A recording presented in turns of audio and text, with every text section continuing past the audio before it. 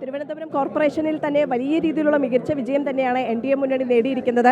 നിലവിൽ ശാസ്തമംഗലം വാർഡിലെ സ്ഥാനാർത്ഥിയും BJPയുടെ വിജയിച്ച സ്ഥാനാർത്ഥിയും കൂടിയായ ശ്രീലേഖ നമ്മളോടൊപ്പം ചേരുന്നുണ്ട്. വലിയ രീതിയിലുള്ളൊരു വിജയം, അത് എല്ലാവരും പ്രതീക്ഷിച്ചതിനും അപ്പുറം നിൽക്കുന്ന ഒരു വിജയം, ഇന്നൊരു വിജയം തന്നെയല്ലേ നേടിയിരിക്കുന്നത്?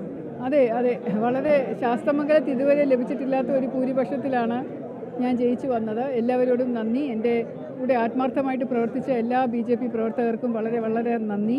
എല്ലാ സമ്മതിദായകർക്കും നന്ദി. ഈ വികസിത കേരളം എന്ന് പറയുന്ന ഒരു BJPയുടെ ഒരു ലക്ഷ്യം എന്ന് പറയുന്നത് ജനങ്ങൾ ഏറ്റെടുത്തു എന്ന് വേണ്ടി മനസ്സിലാക്കാൻ? തീർച്ചയായിട്ടും ജനം ഏറ്റെടുത്തിട്ടുണ്ട്. BJP വെറുതെ പാഴ്വാക്ക് പറയുന്ന പാർട്ടിയല്ല, വെറുതെ വാഗ്ദാനങ്ങൾ നൽകില്ല. ഞങ്ങൾ നൽകിയ വാഗ്ദാനങ്ങളെല്ലാം ഞങ്ങൾ ഉറപ്പായിട്ട് പാലിച്ചിരിക്കും. അത് ജനങ്ങൾക്കറിയാം. ഒരു ഭരണവിരുദ്ധ വികാരം അത് ഉണ്ടായിരുന്നു, അതുതന്നെയല്ലേ ഈ ഒരു വിജയത്തിലൂടെ പ്രതിഫലിക്കുന്നതും? അത് തീർച്ചയായിട്ടും ഉണ്ടായിരുന്നു എന്നുള്ളത് സത്യമാണ്. വളരെ അഴിമതി നിറഞ്ഞ ഒരു ദുർഭരണമായിരുന്നു LDFിൻ്റെ CPMൻ്റെ ഇവിടെ കോർപ്പറേഷനിൽ നടന്നിരുന്നത്. അത് തീർച്ചയായിട്ടും അടുത്ത തിരഞ്ഞെടുപ്പ്, നിയമസഭാ തിരഞ്ഞെടുപ്പ് വരുമ്പോൾ അതിനകത്തും നല്ലപോലെ പ്രതിഫലിക്കും. ചെറിയ രീതിയിലുള്ള വിവാദങ്ങളൊക്കെ ഉണ്ടായിരുന്നു ഈ ഒരു തെരഞ്ഞെടുപ്പ് കാലഘട്ടത്ത്, പക്ഷെ അതൊന്നും BJPയെ ബാധിച്ചിട്ടില്ല എന്ന് വേണ്ടി മനസ്സിലാക്കാൻ? ചെറിയ രീതിയിലൊന്നും അല്ല, വളരെ വലിയ രീതിയിലുള്ള വിവാദങ്ങളാണ് എനിക്കെതിരെ, BJPക്കെതിരെ അല്ല, ഞാൻ എന്ന ഒരു സ്ഥാനാർത്ഥിക്കെതിരെ ചില മാധ്യമങ്ങൾ പടച്ചുവിട്ടത്. അതൊന്നും ആരും മുഖവിലയ്ക്ക് എടുത്തില്ല. എല്ലാവരും സത്യത്തിൻ്റെയും നീതിയുടെയും ന്യായത്തിൻ്റെയും കൂടെ നിന്നു എന്നത് ഏറ്റവും കൂടുതൽ സന്തോഷം തരുന്ന കാര്യമാണ്. അപ്പോൾ തിരുവനന്തപുരം കോർപ്പറേഷൻ എന്ന് പറയുന്ന ഭരണം BJP പിടിച്ചു എന്ന് തന്നെ നമുക്ക് ഉറപ്പിക്കാം. കാരണം അത്രത്തോളം ഒരു കേവല ഭൂരിപക്ഷമൊക്കെ മറികടന്നുകൊണ്ടുള്ളൊരു വിജയമാണ്. പ്രതീക്ഷിച്ചിരുന്നതാണോ?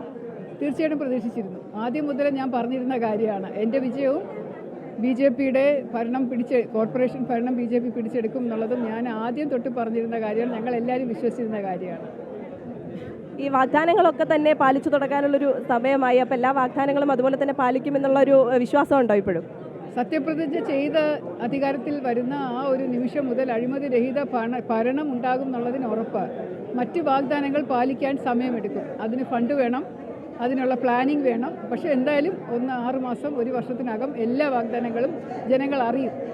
ഈ ഒരു വിജയത്തിന് പിന്നിൽ വലിയ രീതിയിലുള്ളൊരു പ്രവർത്തനമുണ്ട്, ഒരു പ്രവർത്തന മികവുണ്ട്. രാജീവ് ചന്ദ്രശേഖരനെ പോലൊരു സംസ്ഥാന അധ്യക്ഷൻ നേരിട്ട് നിന്ന് ഒരു പ്രവർത്തനം, അത് വിജയത്തിൽ വലിയ രീതിയിലുള്ളൊരു സ്വാധീനമുണ്ടാക്കിയല്ലേ?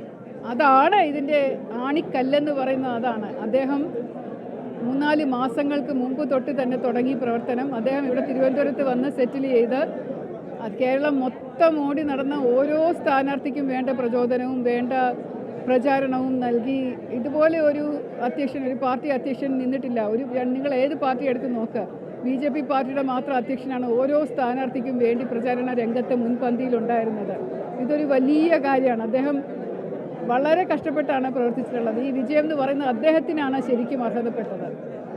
തീർച്ചയായും എല്ലാവിധ ആശംസകളും നേരുകയാണ്. ക്യാമറാമാൻ വിഷ്ണുവിനൊപ്പം മാധുര രാധാകൃഷ്ണൻ, അമൃത ന്യൂസ്, തിരുവനന്തപുരം.